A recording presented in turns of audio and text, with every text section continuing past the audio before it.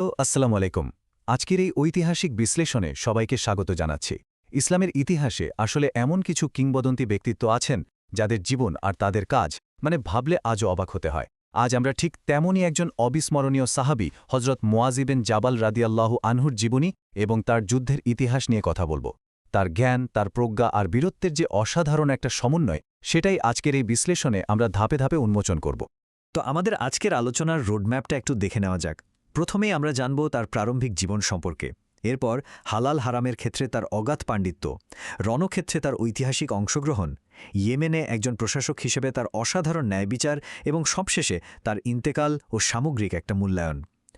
একজন মানুষ কিভাবে একই সাথে শ্রেষ্ঠ আলেম, বীর যোদ্ধা এবং একজন দারুণ সিভিল প্রশাসক হতে পারেন, এই চমৎকার সেতুবন্ধনটাই আজ আমাদের আলোচনার মূল ফোকাস। চলুন তাহলে প্রথম অধ্যায় দিয়ে শুরু করা যাক। প্রারম্ভিক জীবন ও মর্যাদা, এক তরুণ প্রতিভার ভিত্তি। কিভাবে একজন সাধারণ তরুণ ইসলামের ইতিহাসে এমন এক উজ্জ্বল নক্ষত্র হয়ে উঠলেন, তার শুরুটা জানা কিন্তু বেশ কৌতূহলোদ্দীপক।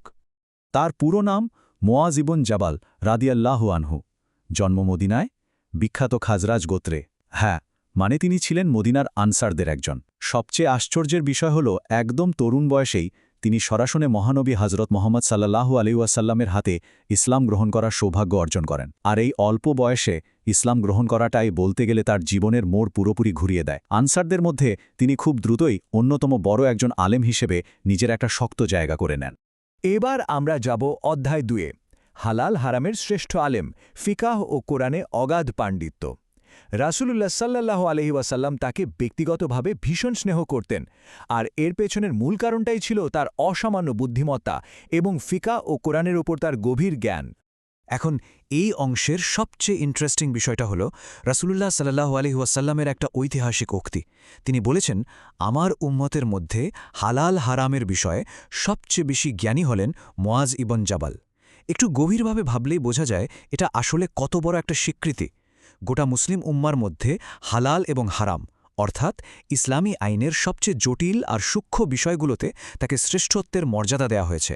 এই একটা উক্তি কিন্তু পরিষ্কার করে দেয় যে বুদ্ধিবৃত্তিক দিক থেকে তিনি ঠিক কতটা উঁচু মাপের একজন স্কলার ছিলেন। তার পাণ্ডিত্য সম্পর্কে তো আমরা জানলাম, কিন্তু তার জীবন শুধু বইয়ের পাতা আর মসজিদেই আটকে ছিল না। চলে আসছি অধ্যায় 3-এ, ঐতিহাসিক যুদ্ধসমূলে অংশগ্রহণ, রণক্ষেত্রে জ্ঞান ও সাহসিকতার মেলবন্ধন। এই চ্যাপ্টারটা প্রমাণ করে যে তিনি শুধু একজন স্কলারই ছিলেন না, বরং চরম বিপদের মুহূর্তে একজন অকুতভয় সেনানীও ছিলেন। তার সামরিক জীবনটা ছিল জাস্ট অসাধারণ। একটু খেয়াল করে দেখুন, 2য় হিজরিতে বদরের যুদ্ধে তিনি একদম সামনের সারিতে থেকে অসীম সাহসিকতার সাথে লড়াই করেন। ইসলামের প্রথম বড় যুদ্ধ এবং ঐতিহাসিক এক বিজয়। এরপর 3য় হিজরিতে উহুদের যুদ্ধ, যেখানে পরিস্থিতি ছিল চরম প্রতিকূল, সেখানেও তিনি পাহাড়ের মতো অবিচল ছিলেন। আর এখানেই শেষ নয়, 5ম হিজরিতে খন্দকের যুদ্ধেও তিনি অংশ নেন। মদিনাকে বাঁচাতে দিন রাত এক করে পরীক্ষা বা খন্দক খননের মতো হাড় ভাঙা খাটুনিতেও নিজের অবদান রাখেন। এর বাইরেও অসংখ্য সামরিক অভিযানে তিনি অংশ নিয়েছিলেন। সবসময় ইসলামের সুরক্ষায় নিজেকে পুরোপুরি বিলিয়ে দিয়েছিলেন। ঠিক আছে, চলুন এই বিষয়ে গভীরভাবে প্রবেশ করি। যুদ্ধক্ষেত্রের উত্তাপ থেকে এবার আমরা একটু সিভিল প্রশাসনের দিকে তাকাব। অধ্যায় 4, ইয়েমেনে শাসন ও ন্যায়বিচার, একজন প্রশাসকের চূড়ান্ত পরীক্ষা। জ্ঞান এবং সাহসিকতার পর এবার একজন গভর্নর ও বিচারক হিসেবে তার প্রজ্ঞার অভূতপূর্ব একটা দিক আমাদের সামনে আসবে। ইয়েমেনে বিচারক আর গভর্নর হিসেবে যাওয়ার আগে মহানবী সাল্লাল্লাহু আলাইহি ওয়াসাল্লাম তার একটা বিখ্যাত ইন্টারভিউ বা সাক্ষাৎকার নিয়েছিলেন। রাসূলুল্লাহ তাকে জিজ্ঞেস করলেন, তুমি কিভাবে বিচার করবে?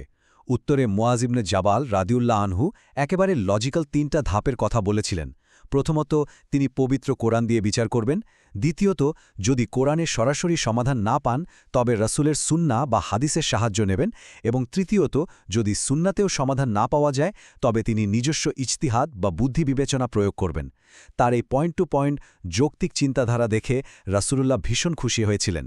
সত্যি বলতে এটা ইসলামী আইনশাস্ত্রে ক্রিটিক্যাল থিঙ্কিং বা স্বাধীন গঠনমূলক চিন্তাভাবনার এক অনন্য মাস্টার ক্লাস। এমন ঘটনাবহুল আর অনুপ্রেরণাদায়ক একটা জীবনের পর আমরা এখন একেবারে শেষ অধ্যায়ে এসে পৌঁছেছি। অধ্যায় 5, ইন্তেকাল এবং চূড়ান্ত মূল্যায়ন, একজন নিবেদিত প্রাণ সাহাবীর রেখে যাওয়া উত্তরাধিকার।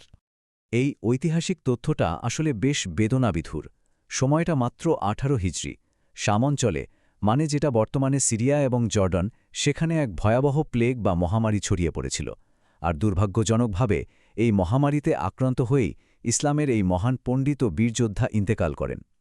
মানব ইতিহাসের অন্যতম এক কঠিন সময়ে একটা প্যান্ডেমিকের মাঝে তার এই অকাল প্রস্থান সত্যিই শোকাহ, কিন্তু তিনি যে কীর্তি রেখে গেছেন সেটা আজও আমাদের অনুপ্রাণিত করে। তার সামগ্রিক জীবনটাকে যদি আমরা মূল্যায়ন করি, 4টা মূল ভূমিকা আমাদের সামনে একেবারে পরিষ্কার হয়ে ওঠে। প্রথমত, একজন মহান আলেম হিসেবে তিনি ছিলেন ফিকহ শাস্ত্রে অতুলনীয়। দ্বিতীয়ত, সাহসী যোদ্ধা হিসেবে তিনি ছিলেন বদর, উহুদ ও খন্দকের অভিজ্ঞ এক সেনানী। তৃতীয়ত, একজন দক্ষ প্রশাসক হিসেবে তিনি ইয়েমেনের ন্যায়পরায়ণ গভর্নরের দায়িত্ব পালন করেছেন। আর চতুর্থত, তিনি ছিলেন দাওয়াতের এক নিরলস অগ্রদূত। আর এটা চমৎকারভাবে তুলে ধরে যে কিভাবে একটা মাত্র জীবনে এতগুলো অসাধারণ গুণের এমন নিখুঁত সমাবেশ ঘটা সম্ভব। আমরা আলোচনার একেবারে শেষ প্রান্তে চলে এসেছি। হজরত মুয়াজ ইবনে জাবাল রাদিয়াল্লাহু আনহুর এই বর্ণাঢ্য জীবনী বিশ্লেষণ শেষে একটা প্রশ্নই বারবার মনে অনুরণিত হয়। জ্ঞান, সাহস এবং ন্যায়ের এমন অপূর্ব সমন্বয় কি আজকের যুগেও সম্ভব? তার জীবন আমাদের শেখায় যে সত্যিকারের পাণ্ডিত্য শুধু বইয়ের পাতায় আটকে থাকার জন্য নয়, বরং সেটা বাস্তব জীবনে, সমাজের প্রয়োজনে আর ন্যায় বিচারের আসনে সমানভাবে প্রতিফলিত হওয়া উচিত। এই অমূল্য চিন্তার খোরাকটি দিয়েই আজকের বিশ্লেষণটি এখানেই শেষ করছি।